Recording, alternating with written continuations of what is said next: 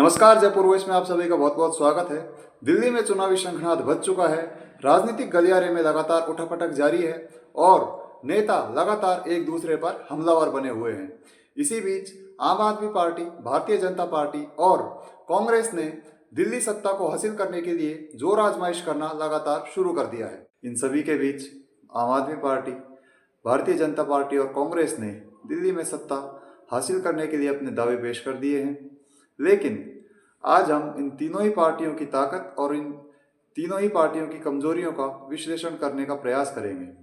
अगर आम आदमी पार्टी की अगर हम बात करें तो आम आदमी पार्टी के जो संयोजक है अरविंद केजरीवाल, वे लगभग एक दशक से लगातार दिल्ली के मुख्यमंत्री रहे हैं और भारतीय जनता पार्टी और कांग्रेस दोनों को ही सत्ता से दूर करने में सफल साबित हुए हैं। अब दिल्ली में उन्होंने जो लोकप्रिय कुछ योजनाएं थी इनकी, जैसे कि नल, बिजली और बस की जो सब्सिडी, इसके लिए काफ़ी दिल्ली की जनता के चहेते माने जाते हैं और काफ़ी लोकप्रिय भी हैं। दिल्ली की जनता के साथ इनका एक बेहतरीन तालमेल माना जाता है, जो कि आम आदमी पार्टी के लिए एक प्लस पॉइंट साबित हो सकता है। लेकिन नकारात्मक पहलू की अगर हम बात करें तो सबसे बड़ा जो मुद्दा है वो अभी आम आदमी पार्टी जो है भ्रष्टाचार के मुद्दों को लगातार झेल रही है और इसके लिए अभी हाल ही में आपने देखा होगा दिल्ली के जो पूर्व मुख्यमंत्री अरविंद केजरीवाल, वे आबकारी नीति में काफ़ी लंबे समय तक जेल में रहे थे और इसके अलावा इनके जो मंत्री थे मनीष सिसोदिया, सत्येंद्र सिंह जो स्वास्थ्य मंत्री थे, इन्होंने भी एक लंबा वक्त जेल में काटा है, जो कि आम आदमी पार्टी की साख को दांव पर लगाता है और इस पर एक दबाव को बढ़ाता है। इसके अलावा कांग्रेस माफ़ कीजिएगा, इसके अलावा जो आम आदमी पार्टी के विधायक हैं उनसे कई क्षेत्रों की जनता खासी नाराज दिखती है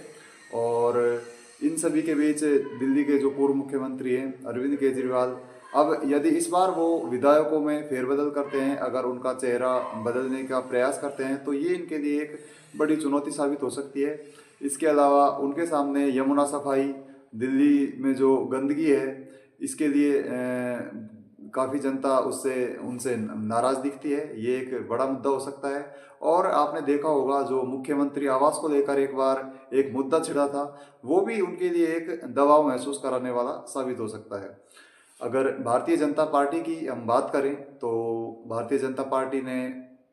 लगभग 2015 में 3 सीटें भाजपा को मिली थी दिल्ली में और 2020 में मात्र 8 सीटों से भारतीय जनता पार्टी को संतोष करना पड़ा था। लेकिन आम आदमी पार्टी ने 2020 में लगभग 67 सीटें प्राप्त की थी और प्रचंड बहुमत जो है वो दिल्ली में हासिल करके सरकार को बनाया था।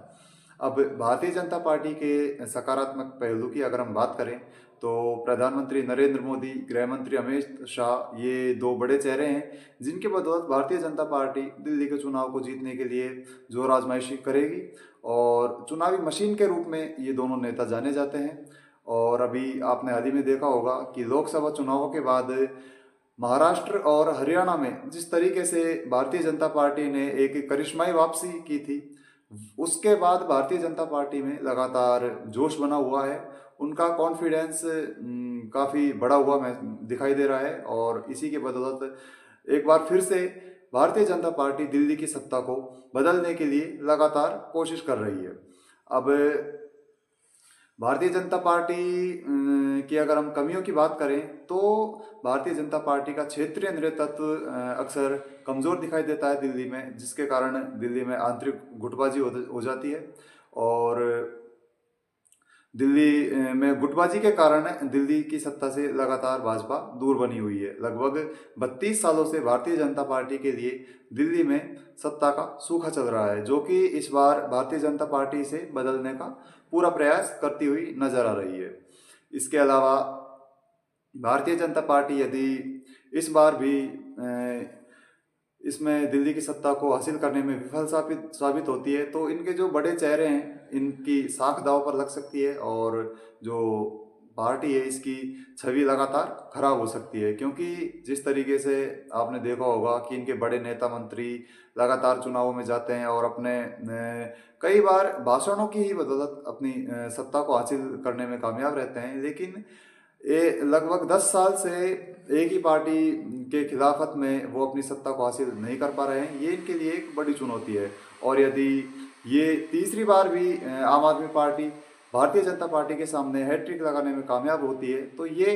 अपने आप में भारतीय जनता पार्टी के लिए एक बहुत ही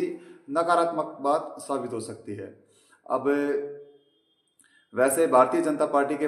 पास जो अन्य राज्यों के मुख्यमंत्री हैं और जो संघ है उसका पूरा साथ है, लेकिन फिर भी जो अरविंद केजरीवाल है, इनका करिश्माई नेतृत्व दिल्ली के लोगों के सामने है और दिल्ली के लोगों के काफ़ी चहेते माने जाते हैं। इसीलिए भारतीय जनता पार्टी थोड़ी दबाव में अपने आप को महसूस करती है। कांग्रेस की अगर हम बात करें तो पिछले सालों में दिल्ली में कांग्रेस अपनी सत्ता में आने में विफल रही है। ये एक भी सीट दिल्ली में हासिल नहीं कर पाई थी, लगभग शून्य के बराबर कांग्रेस है। लेकिन कांग्रेस में अभी भी कुछ ऐसे बड़े चेहरे हैं जिनके दम पर ये भारतीय जनता पार्टी और आम आदमी पार्टी को दिल्ली में चुनौती देगी और सत्ता को हासिल करने के लिए लगातार जोर आजमाइश करेगी। केंद्रीय नेता जो हैं राहुल गांधी, वे लगातार मुस्लिमों और जो दलित हैं उनके लिए लगातार आवाज़ उठाते हैं राष्ट्रीय स्तर पर, और उनके वोट बैंक को हासिल करने के लिए उनका प्रयास है उनको एक सफलता की ओर ले जा सकता है। और अगर कांग्रेस के नकारात्मक पहलू की हम बात करें तो कांग्रेस के पास लगभग होने के लिए कुछ नहीं है, लेकिन पाने के लिए अब की बार बहुत कुछ है। जिस तरीके से लोकसभा चुनावों में इस बार कांग्रेस ने बेहतरीन वापसी की है, इसी जोश के साथ कांग्रेस इस बार दिल्ली